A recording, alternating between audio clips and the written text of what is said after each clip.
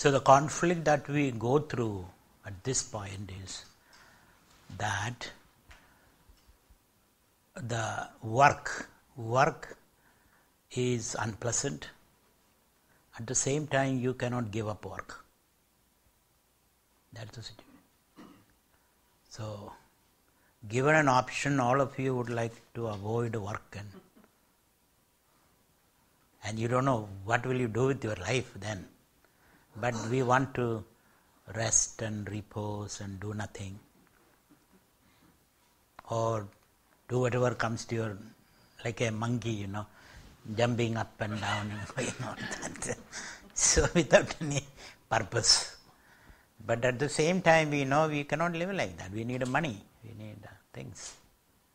So, to put it simply, one cannot avoid work, but work has become a big trap for us, big problem. So, how do you use work to transcend work? You have to use work to transcend work, which is possible. One is, to simply put it, enjoy your work. It's a big word, enjoy your work. When you enjoy because you cannot avoid work. Enjoy your work, how? How to enjoy work is the question. When you enjoy your work, you transcend work. Whatever you do joyfully is not a burden. When you do joyfully, there is no expectation, because you are enjoying what you are doing. You just for the heck of it, you do it as a slang, if you can use. You do it like a flower blooming. It's not a work. A star blinking is not a work. A river flowing is not a work. A mother taking care of the child is not a work. She doesn't consider it as a work. So there are many instances in our life where work is enjoyable. So the key is, how do you enjoy your work? And not that you have to do all that what you are doing at this point. You can cut down a lot. You can cut down, you can change vacation. You can have a mix of vacations, all those things are possible. But at the end of the day, still it's a matter of doing it. So Ramana Maharshi is something like using a pole vault. A pole vault jump, you use the pole and run towards the bar, not the other bar. One towards the bar, which is suspended between two poles, and then you run towards it with the pole. Then as you come near, you fix the pole, and then you heave over the pole, and then you glide across the bar. As you do that, you leave the pole behind. Don't take the pole with you. Then you will have to again run back and do the same thing. So just like that, you can use work to transcend work. You can use mind to transcend the mind. You can use thinking to transcend thinking. That's what I call the knack. The knack of doing work and enjoying it. So Ramana Maharshi gives an elaborate technique for that, which we developed in the East. This is called converting work into worship. Work is done as a worship. Worshipping the higher. Worshipping your Creator, who gave you the energy, who gave you the system, who gave you everything to undertake the work. So remembering the Lord while you are doing the work. Offering your work to the Creator, which is called Ishwararpidam Karmam. Karma means your work. Of course, when you work, it should be in tune with your temperament, your training, your age. All these are to be considered.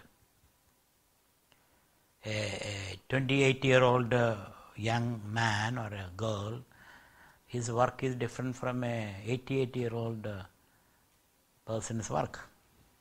So work depends upon your age. Work depends upon your temperament. Certain work you may not enjoy. I don't enjoy singing, but I enjoy hearing singing. So somebody enjoys singing because it's in tune with their temperament. What called varna. Varna means your temperament, the quality of your mind, the flavor of your mind. Depending upon that, you have to choose a piece of work. There are umpteen works in this world, but you don't have to do everything. Of course, you can multitask a few things, but not everything. Then it also depends upon your training. Some people may have a disposition for something, but they may not have the training for that. So you get the training and then get into that piece of work. So temperament, training and age. Age also is important. Both your chronological age, your psychological age and the age of the system, society. So certain works you do today, your forefathers were not doing before. They were not driving cars. They were not doing that. They were not using this kind of washing machines. They were not doing that. So there are certain works which is appropriate to an age in which you are living. There is certain work appropriate to age, your chronological and psychological age. So considering all this, you have to choose your work. So certain works you stop doing, new things you do, and depending upon the place also where you are living. If you are living in Michigan, it's different. If you are living in Kerala, the work is different. Kerala, you climb the coconut trees and pull down the coconuts. You don't do it here. And there you have to do that. Here there is no coconut tree to climb. So you don't need that training here.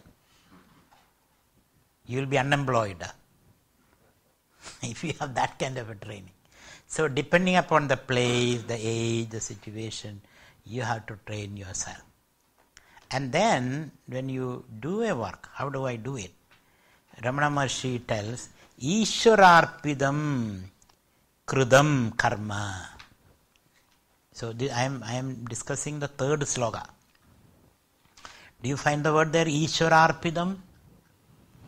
Ishwararpidam. Arpana means to offer, to dedicate, to give. Arpidam, arpanam.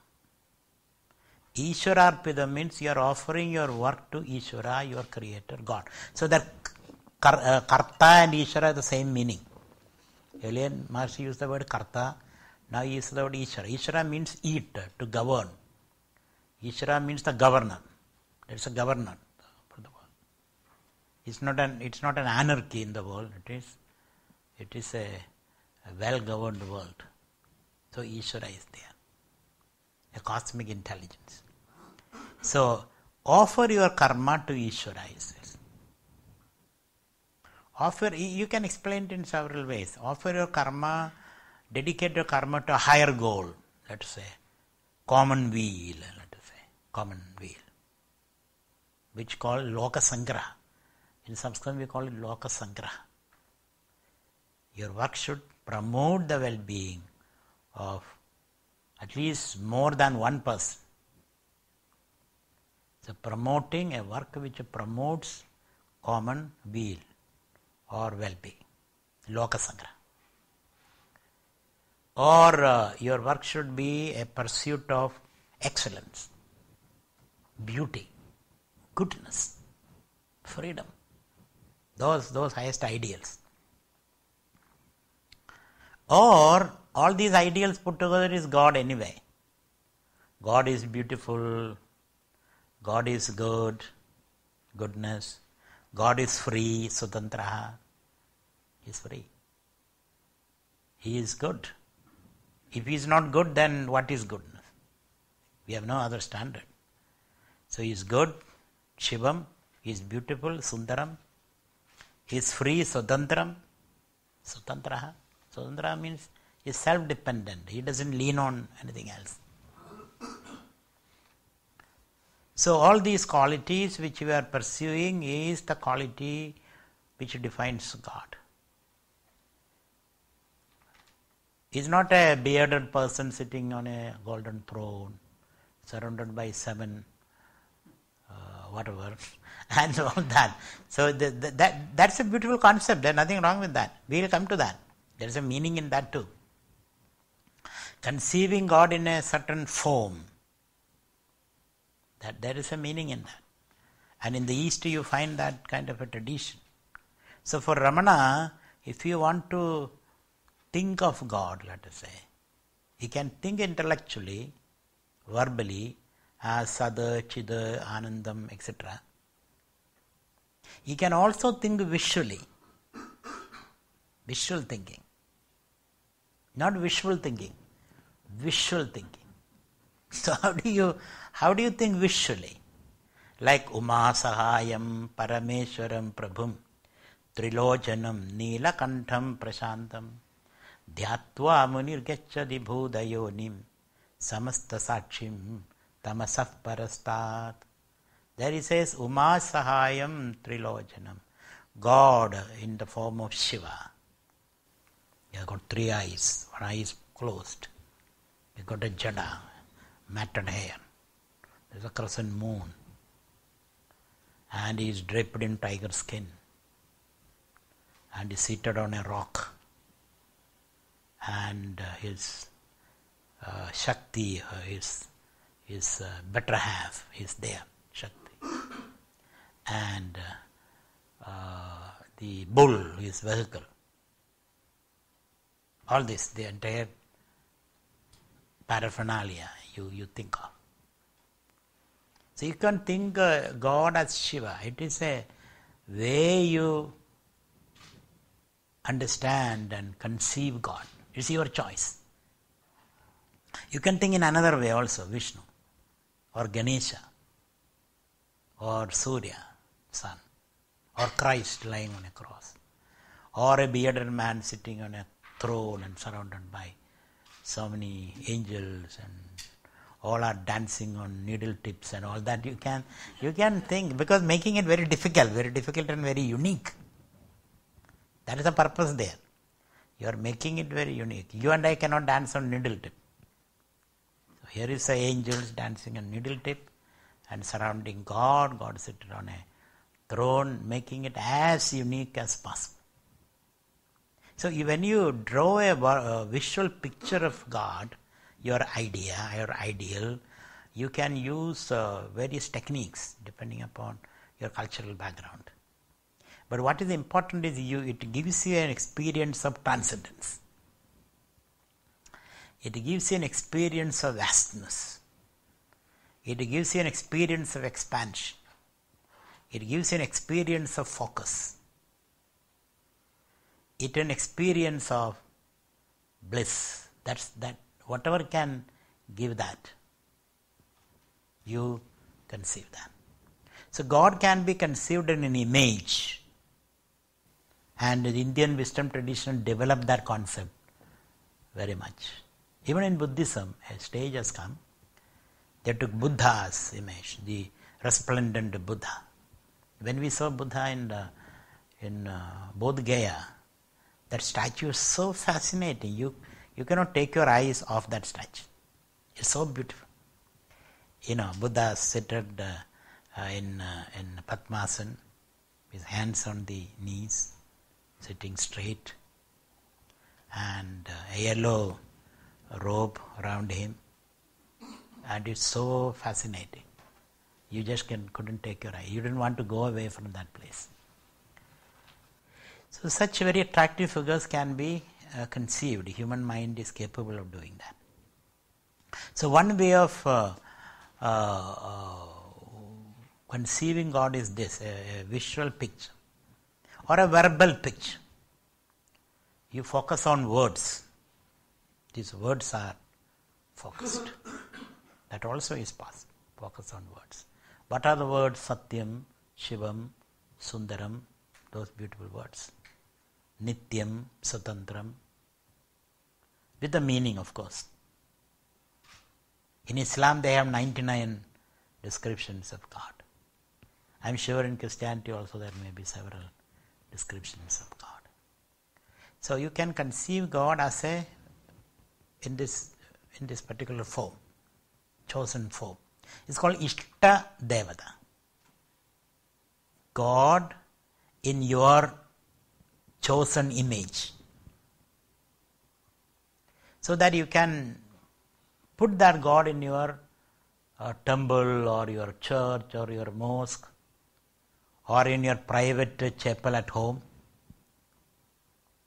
You can put him there. And you can see him every day. You can talk to him. And then slowly this concept expands. Then you suddenly realize this God whom I am worshipping is the creator of the world. And as the creator, he has given himself unto the world. He is in the world and he is beyond the world. He is both immanent and transcendent.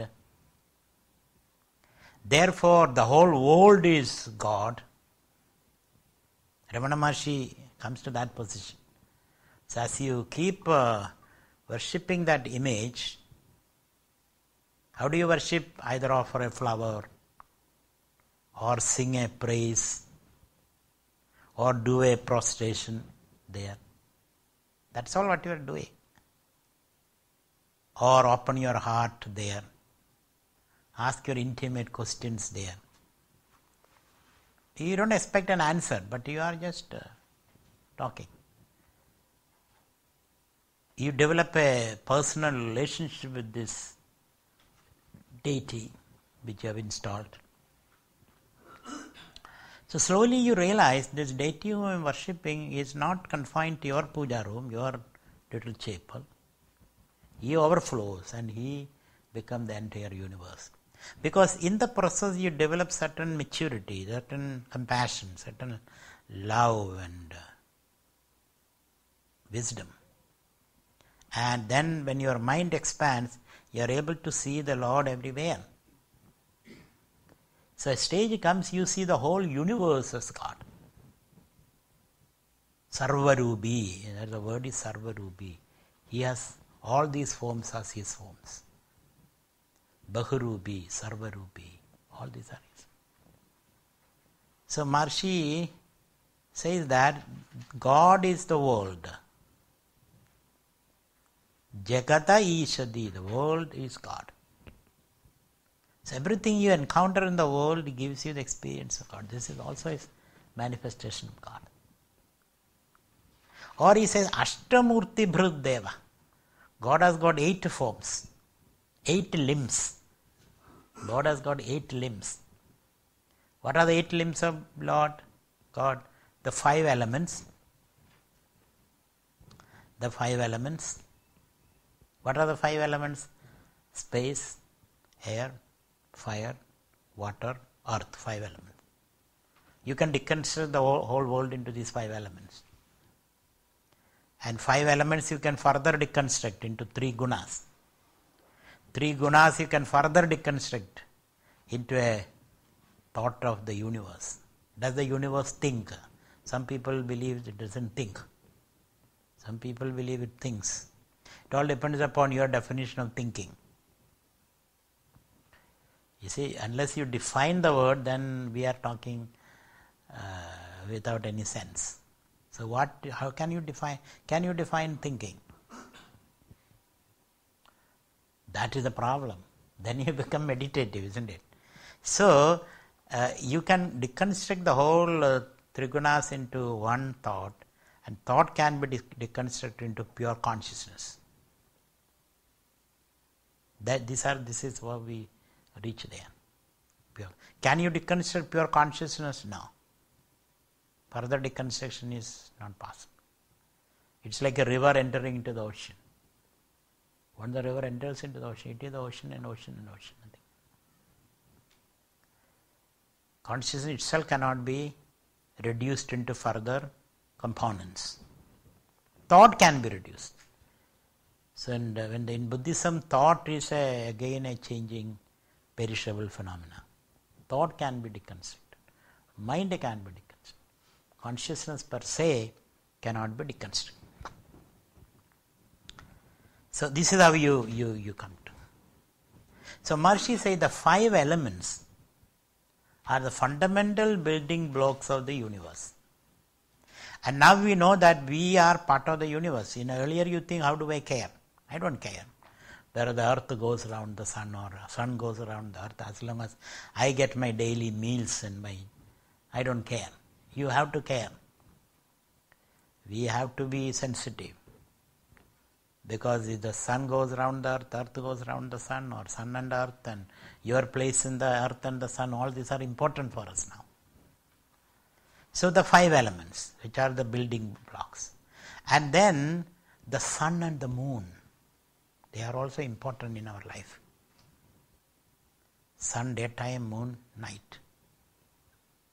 They determine the flora and the fauna, and everything is determined by the sun and the moon. Our food, our oxygen, everything. So sun and the moon. So 5 plus 7. And the 8th one is the individual self. The experiencing individual. So these 8 things put together is God. Visible, manifested, Saguna, Brahman. Visible, manifested, Saguna, Brahman. Sashtamurti. So first it was just Shiva in your puja room, isn't it? Shiva with the matted hair and crescent moon and all that, the 3 eyes, Shiva. Now Shiva gains another meaning. The meaning is Shiva, God is the whole universe put together. So 3 dimensions we have seen. One is Shiva, the particular form. Second is the 8-limbed God. And then the whole universe. Vishwarubadhara.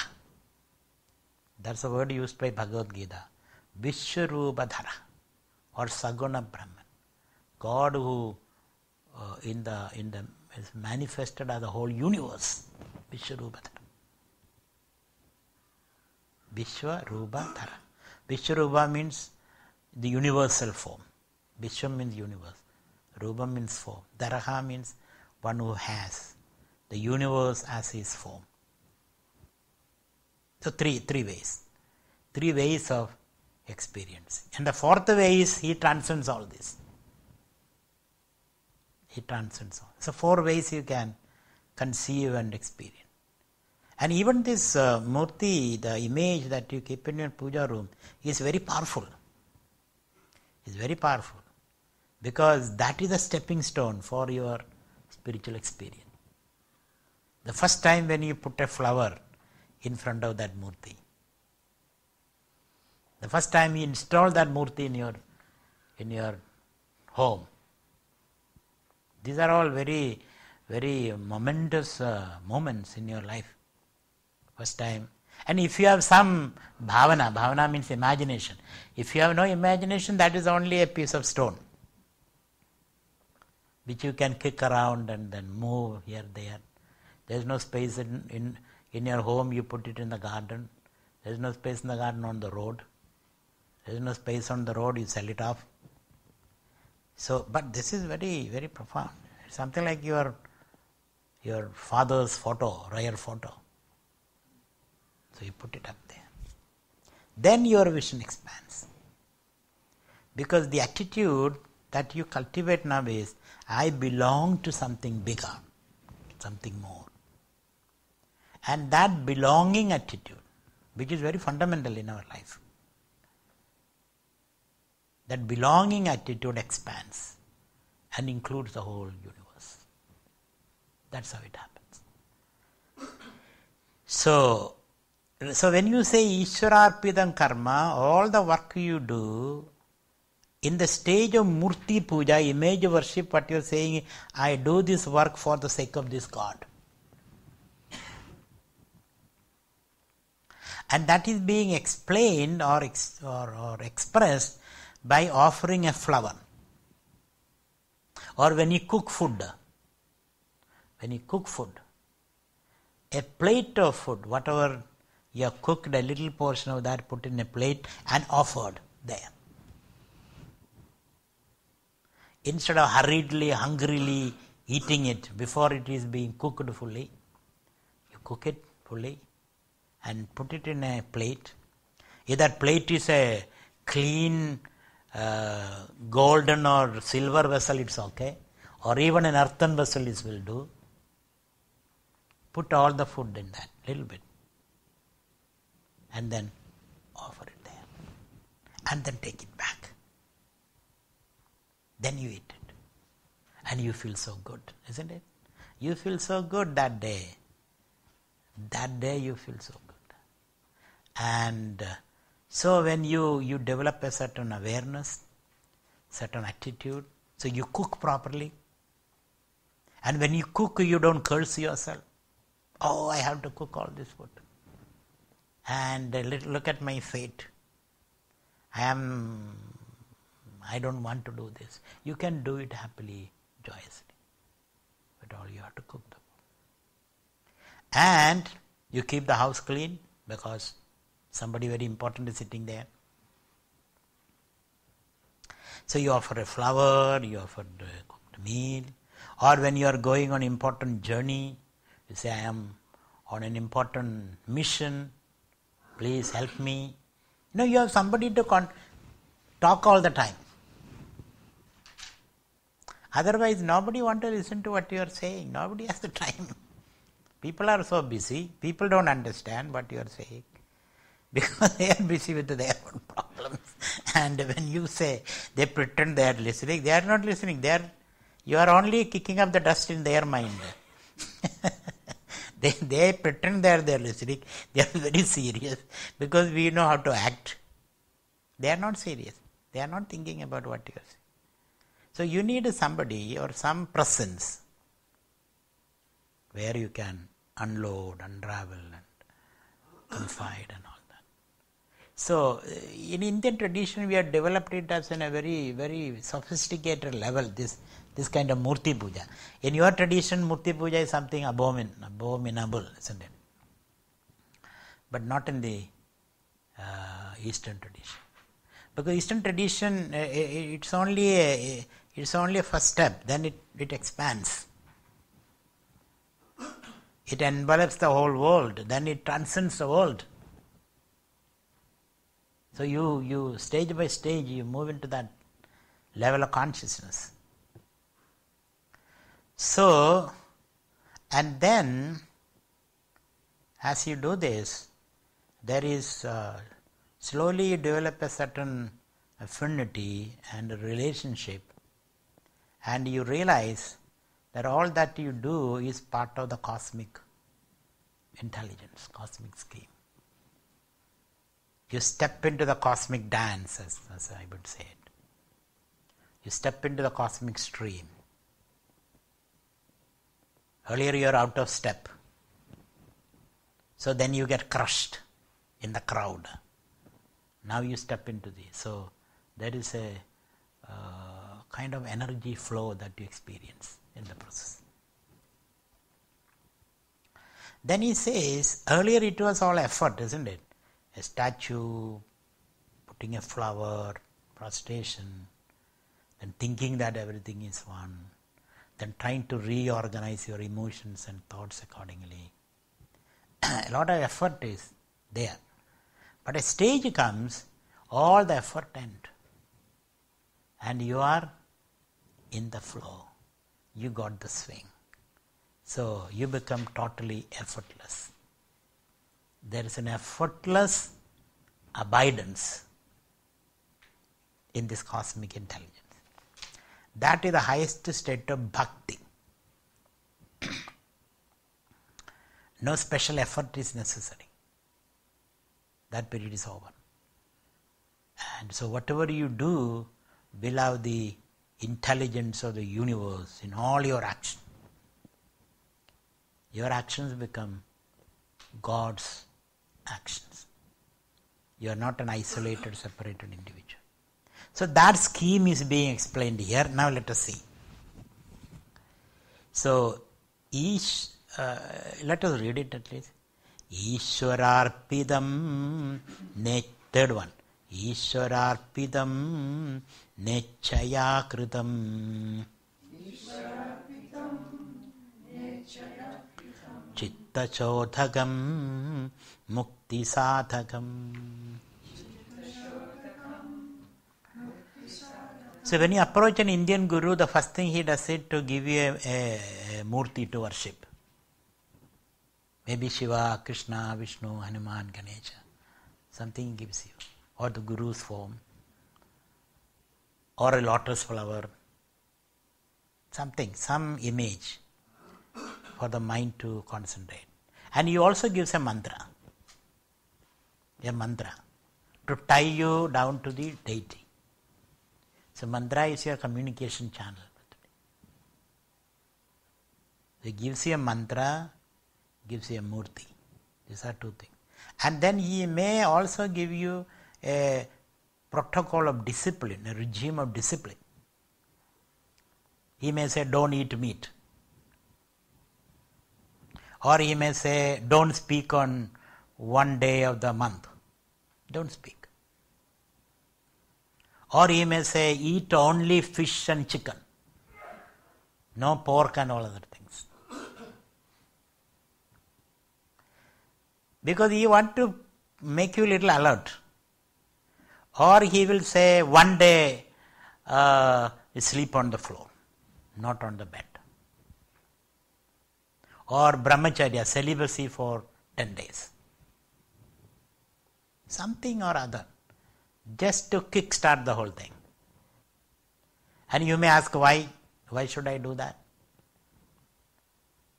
Why should I do? Why should you do this? By doing that, you develop your awareness further.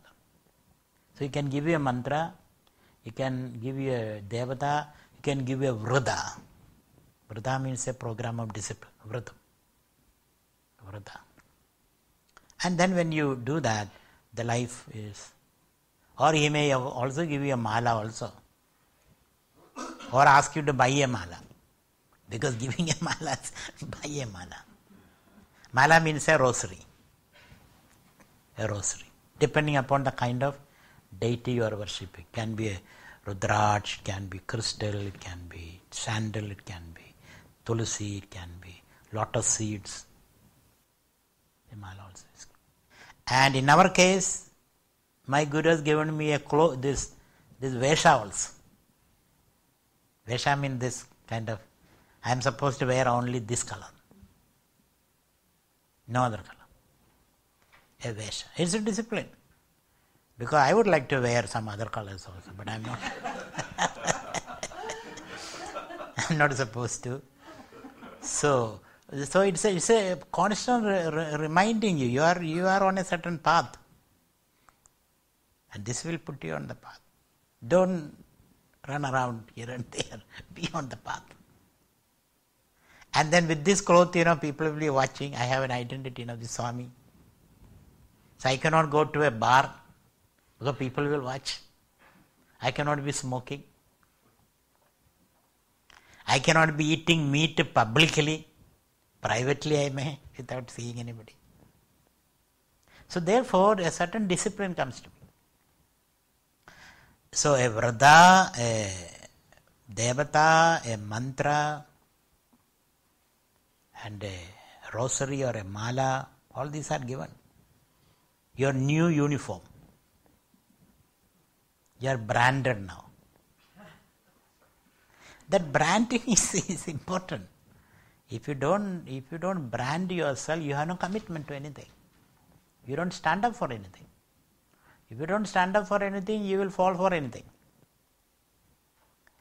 So, the freedom that we are talking about should not deteriorate into licentiousness. The freedom is to discipline yourself. Without discipline, nothing is possible. So, Ramana Maharshi says, your karma you cannot avoid. So with what attitude I do the karma? So far I have been doing it for my sake. Madartham.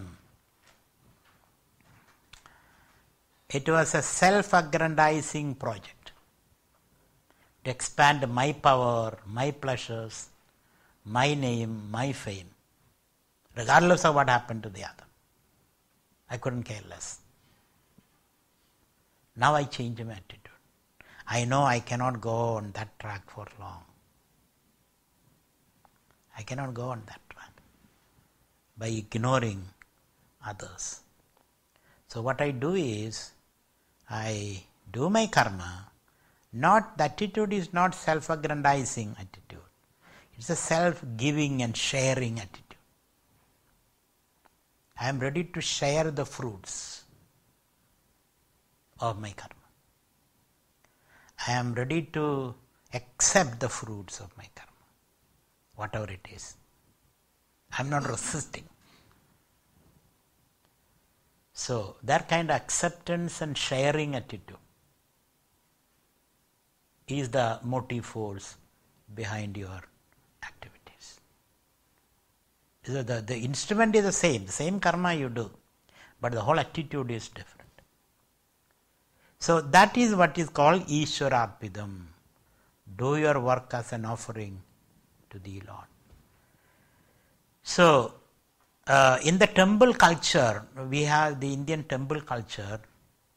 Suppose you marry, you decide to marry. You always marry in front of the Lord. You are the witness. We are wedded, we are coming together. You are the witness. And this marriage, this association is dedicated to you. Is to pursue your will. We are coming together. Not to pursue our private agendas and trying to outwit each other. That's not our project. Our project is to pursue the path of dharma. I am here. Or your son is born, a child is born, offer to the Lord and take his back. You build a new house, offer. So whatever you do, whatever activity you undertake is done as an offering to the Lord. And whatever you offer to the Lord, He doesn't take, He gives it back to you. Luckily. So, but in the process, that exercise seems to be futile, but that exercise deepens your awareness. You see? You may think, what's the point? I go to the temple, offer it and take it back, and what's the point? It is deepens your awareness. So when it comes back from the Lord, from the altar, it is called prasad. You like your wine and the bread, wine and bread, piece of bread, wine and piece of bread. So similarly, when it comes from the altar, it is divine. Not just wine. It is divine. So that attitude is cultivated. So Ishwararpidam nechaya krudam. Krudam karma, all the works that you do, offer it to Ishvara, God, and then nechaya, not for self-aggrandizement. Icha means selfish desire. It is not motivated by selfish desire. It is not motivated by projecting yourself. It is motivated by providing for the world, to share with the world. That's attitude. It's a self-giving attitude rather than self-aggrandizing. So, Ishwararpidam nechaya kridam. I am sure these attitudes will be the ruling philosophy in the future. Because now we are coming to a stage, this selfish activities won't work anymore. We have to cultivate this attitude and still work. So, Ishwararpidam na ichchaya krudam karma, those activities, there are two benefits. One is chitta shodhagam. It purifies the mind. It removes the impurities of the mind. It softens your mind. Chitta shodhagam.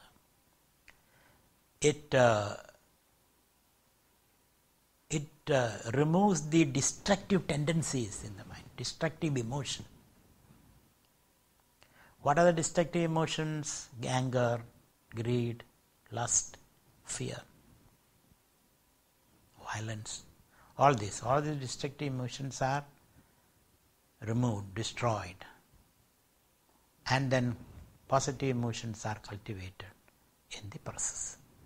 So chitta, that's the meaning of chitta shodhana. The chitta means mind. Shodhana means purifying. It purifies the mind.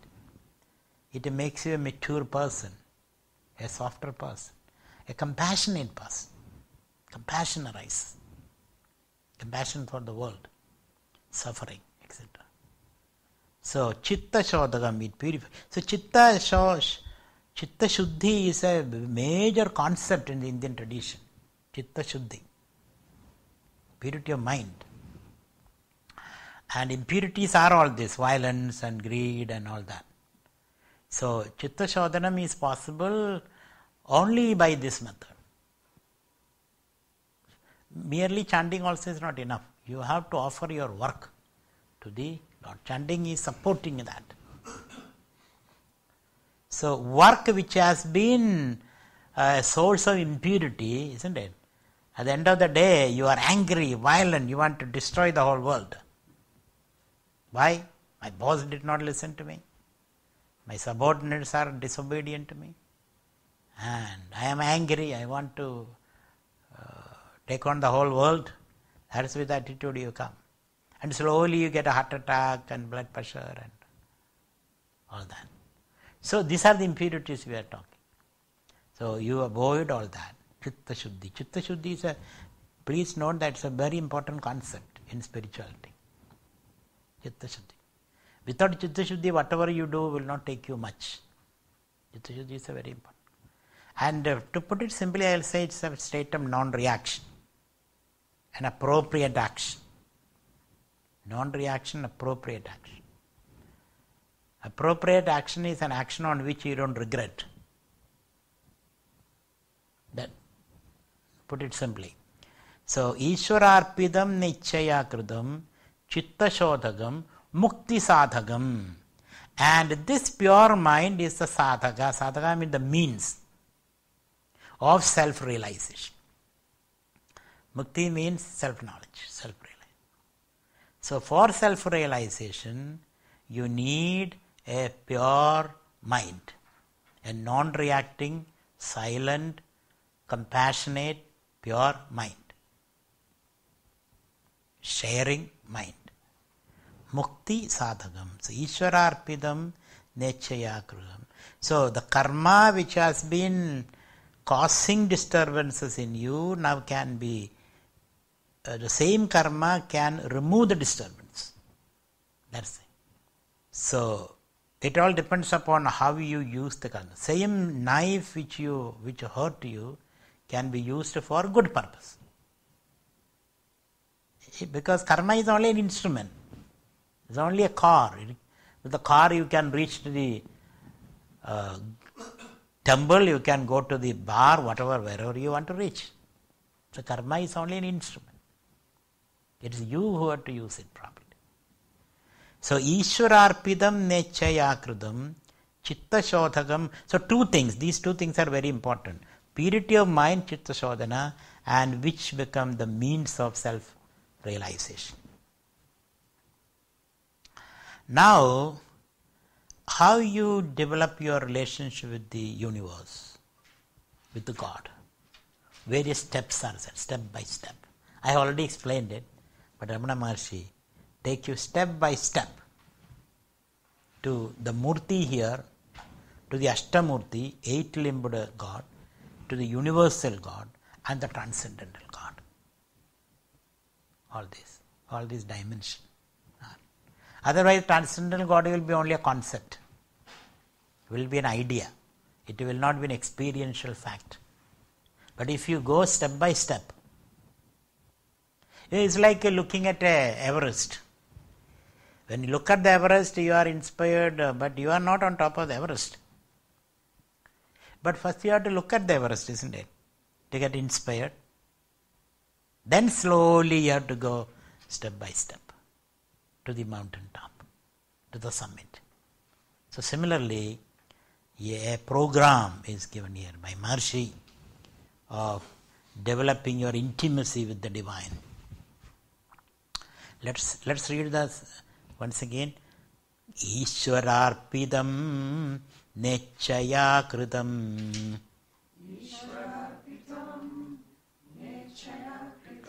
chitta shodhagam mukti sadhagam.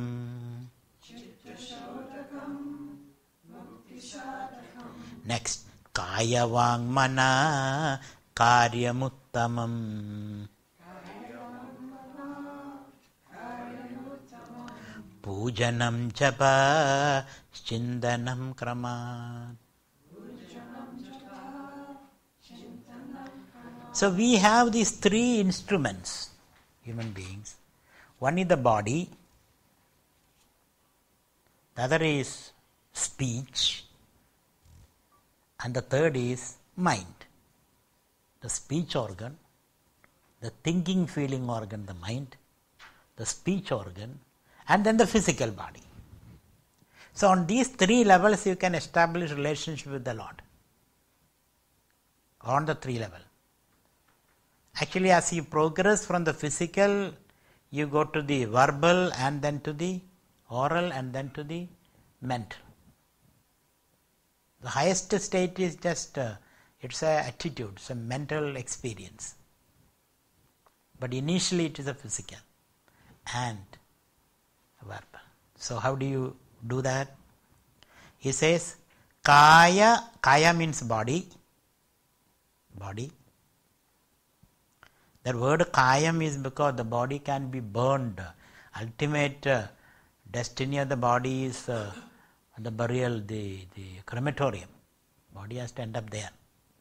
So that which can be burned, that's why kayam can be burnt. Kaya. Vang means the speech. Because speech is very important in your identity and personality. What you say, sometimes people say, what you say that you become. If you say stupid, that is what you will become. So be very careful in using that word. You may be thinking I am saying about somebody else, you are stupid. But by saying that word, you are becoming that.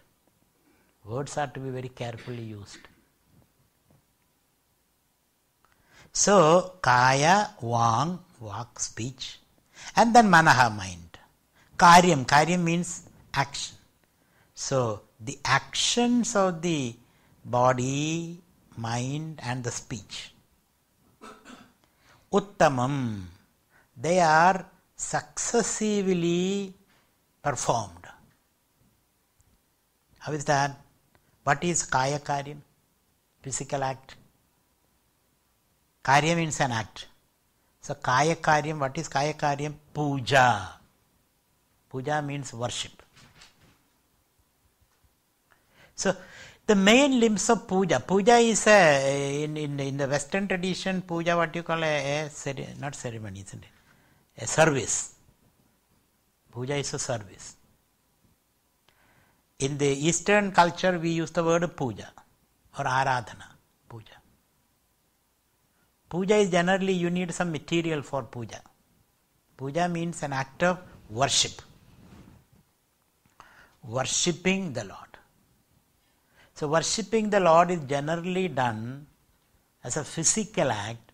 You offer a flower or many flowers. It's a physical act. You go around and pluck a few flowers and offer it to the Lord. Or cook something and offer to the Lord. Or do a prostration. Only three things. When you go to Indian temples, you find a very elaborate things, pouring a lot of milk and water and honey and then Ganga gel and coconut water, and you wonder why should they waste all this. They are all real waste. You don't have to do all those. Just offering one glass of milk is enough. And then you can take it back and you yourself can consume it also. So all the detailed Forms of worship came later. But in its simplest, barest form is this. You offer a flower, three things are there. You offer a flower or cooked rice or a prostration. Worship is over. 2 minutes worship or 1 minute worship. Prostration means you are falling flat on the ground, stretching your hands. When you stretch on the ground, your forehead, your chin, your chest, your stomach, your knee, your toe touch the ground. That is called prostration. It's a good exercise also. Every day 2-3 times if you do that, it's a good exercise. So all the Hindu worship is confined to these three basic things. So flower, you bring lot of flowers, you offer it, make a garland out of it, you offer several layers of garlands, and these are all details. You don't have to do all that. Just one flower. Also, you don't have to pour gallons of milk on the deity. Just one this thing will do. Or just prostrate. If you do these three things, your puja, physical puja is over. That is called Kaya Karyam Puja to the deity. And where are you doing it? At the altar here, because you cannot do it everywhere. So you have a selected place, a sanctum sanctorum, a sacred place. So you choose a sacred place, maybe a mountain top, maybe a corner in the house, maybe on the seashore, maybe on the river bank, maybe in front of the Guru. Guru also can be a deity. So you offer him a flower or give him a glass of milk. Don't give him too hot. So a little bit of milk or a prostration. That's it. Over. Worship is over. So you can see God in your Guru, you can see God in a statue, you can see God in a tree. Sometime in India people go around the banyan tree. Offer a flower or a little bit of grain and do a namaskaram, banyan tree. Or when they see the seashore, when we went to Mount Kailas, there's a huge mountain there. Kailas. People prostrate. And there is the Bonpo religious people, they go around the mountain prostrating. Prostrating means they measure the 63 kilometers by the length of their body. 63 kilometers in such terrain. And they survive. Don't think they are dead by that. They survive. They come back stronger. Human endurance. So these three things are enough. And when you do that, if possible, take a bath. Wear new clothes. Then go to the temple. Not possible, just wash face, hand, eye, feet. Or just do some prashanam. Take a little bit of water and put it over your head. That will do. A lot of compromises. Then you do this. This is Kaya Karyam. And its elaborate version is not important. It's not important. What is important? Or you can give a piece of cloth to the Lord. So you drape the Lord with a piece of cloth. Now you are gone crazy. You give him a golden crown and then lot of ornaments and several layers of garlands and very expensive clothing. There is one temple in upper state New York, I found that guy. There, when in his rituals, he uses very expensive pattu saris. That means silk saris. Very expensive. Each sari will cost you $600. And he will collect 14, 16 saris and put into the fire. Then he says, I am offering into my deity. From his standpoint, it is logical, but from our standpoint, it is a little crazy. 16 saris each costing $600. And he says, I will do anything for my deity. And that logic can extend to I will kill a goat or a buffalo or a human being also for my deity.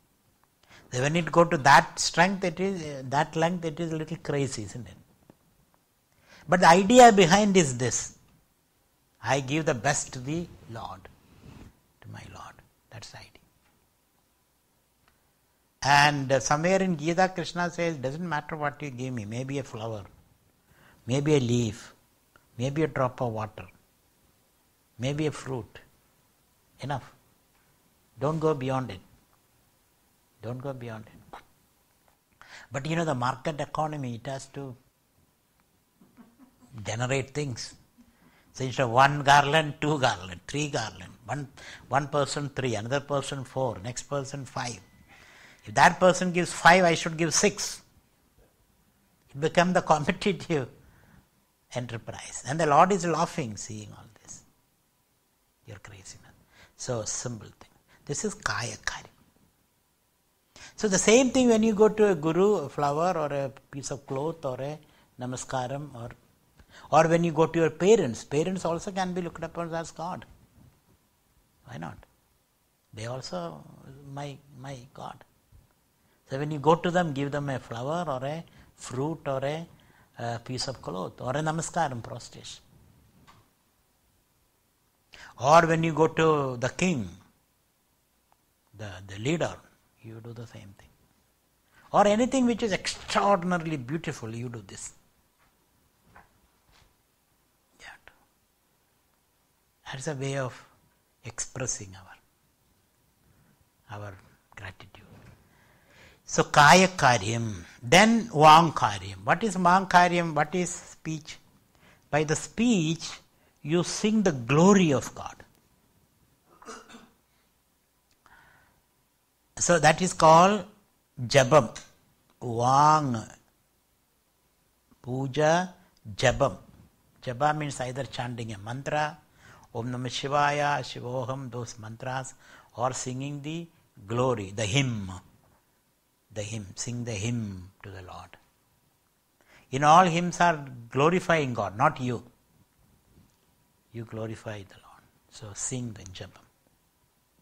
Then ultimately manakaryam. What is manakaryam? Chindanam, thinking.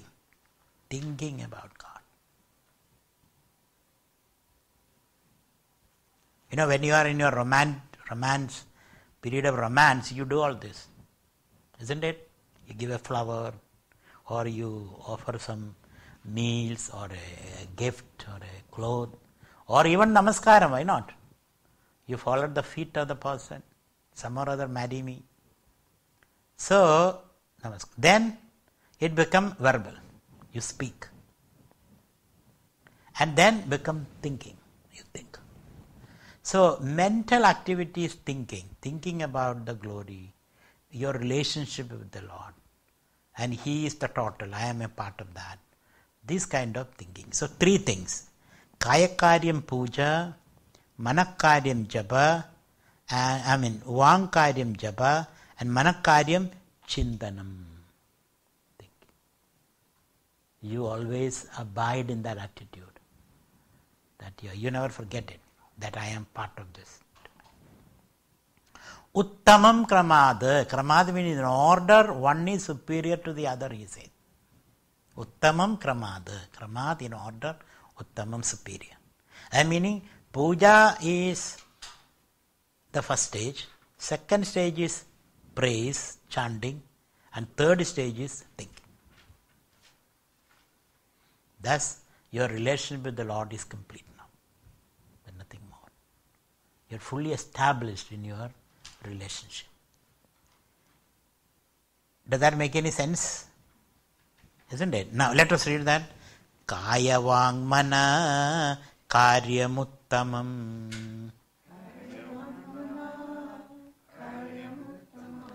pujanam japa chintanam kramat.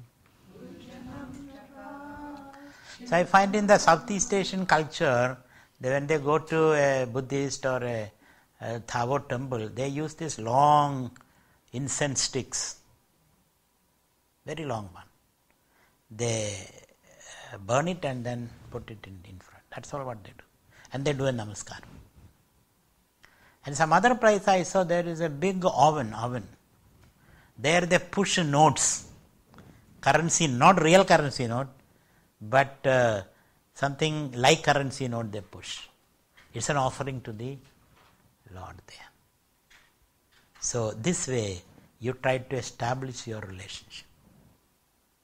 Now, and slowly your concept of God changes. God is not this particular murti or image sitting in your puja room, but where is he? Next.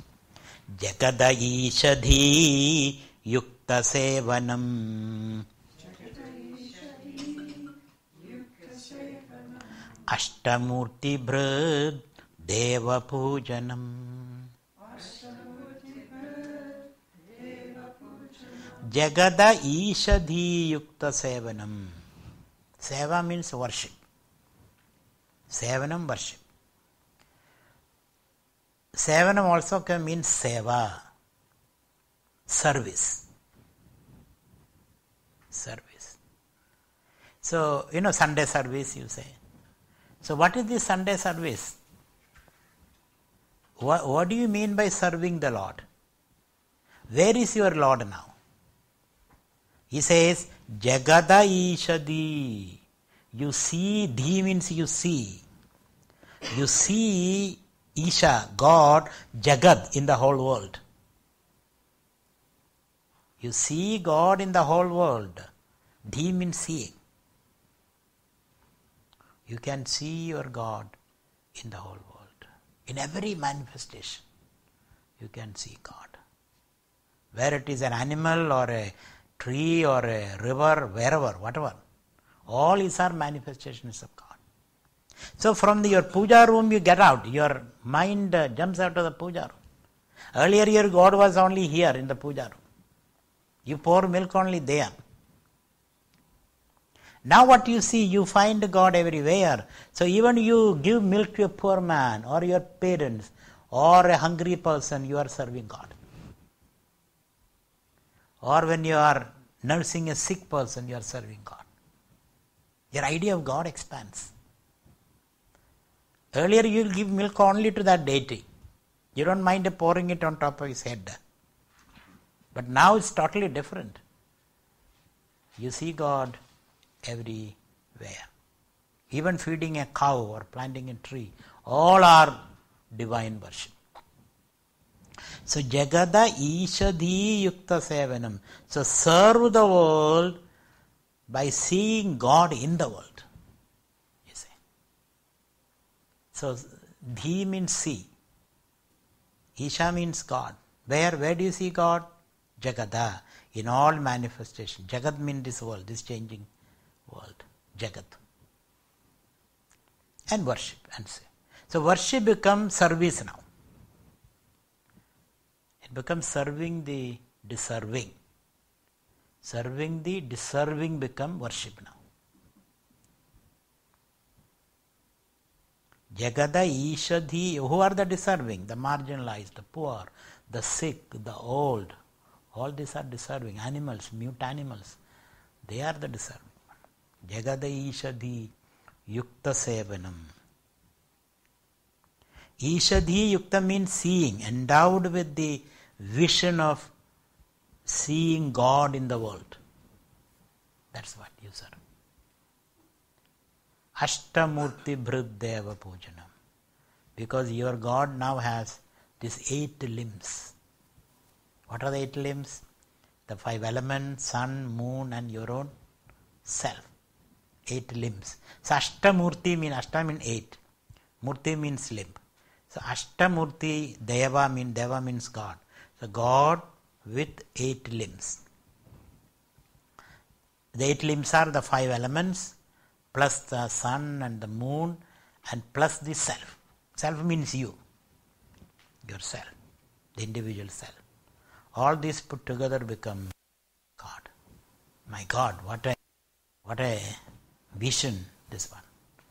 Ashtamurti Bhrid Deva Pujanam. So now your worship is not confined to your puja room. Those days are over. I have transcended that days. I may go there because that is the ladder through which I climbed up. So I don't want to remove that ladder. And that is a culture. That's maintains a culture. So you may go there, but your God is everywhere. Your form of worship is different. Your form of worship is service to the people. Ashtamurti Bhrit Deva Pujanam. Now, next. Uttamastavat Duchamantataha. Sixth one. Uttamastavat Duchamantataha. Chittajam japa dhyanamuttamam. That we'll see after lunch. Because this is enough for you to contemplate, munch and contemplate. So from there you reach another higher level of experience, according to Ramana. So we'll meet at 3 o'clock. So what we do, 1 to 2 is your lunch break, and 2 to 3 you take a walk around, because the God is different now. God is there everywhere. So try to see God everywhere. Take a walk. And when you talk to each other, you are having the same attitude. You are talking with a different attitude. One must be serious about this. If you are not serious, then there is no fun. One must be serious about what is being talked, at least for 2 days. 2 days. Be serious and practice this. So you take care, or you can sit here and whatever you decide, have some bhajans. And so 3 to 4:30 we'll have the next class, and 4:30 to 5, half an hour will be questions. Questions, or I'll try to wrap up the things. Give you some key words from here. So that key words one has to remember. Because these key words will help you in studying all other scriptures. Whether it is Gita or this or that, it will help you. Those keywords are very, very important. So we'll meet at 3 o'clock.